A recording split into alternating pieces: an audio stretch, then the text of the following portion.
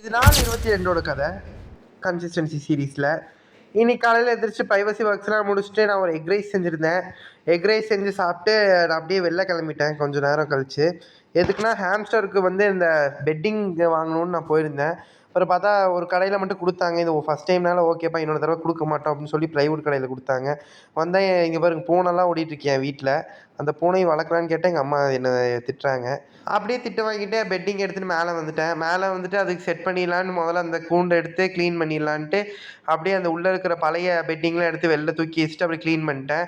அதுக்கப்புறமா அந்த புது பெட்டிங் நான் வாங்கிட்டு வந்தோம்ல, அதெல்லாம் உள்ளே போட்டு நல்லா இது நீட்டாக பண்ணி வச்சுக்கிட்டேன் ஈக்குவலாக. அது ஈக்குவல் பண்ணி விட்டோன்னா நம்ம ஹாம்ஸ்டர்ஸ்லாம் உள்ளே போட்டு விட்டாச்சு. அதுக்கப்புறம் என் தம்பி சோஃபாவை கடிச்சிட்டு அப்படியே நல்லவனாட்டம் மூஞ்சியை வைப்பான் பாருங்க. இங்கே பாருங்க, சோஃபாவையும் கடிச்சிட்டு நல்லவனாட்டம் மூஞ்சியும் வைப்பான். அதுக்கப்புறம் நான் ஜிம்முக்கு கிளம்பிட்டேன்.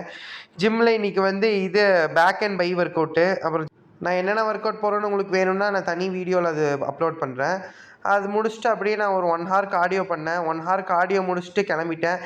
நான் கிளம்பும் போது என் ஜிம் ப்ரோ வராரு, ஹரிகரி பாய். அப்புறமா வீட்டுக்கு போயிட்டு நான் இது சிக்கன் சமைச்சு சாப்பிட்டு தூங்க போயிட்டேன். அவ்வளோதான் காய்ஸ். நாள் 23ல் சந்திப்போம். Bye guys.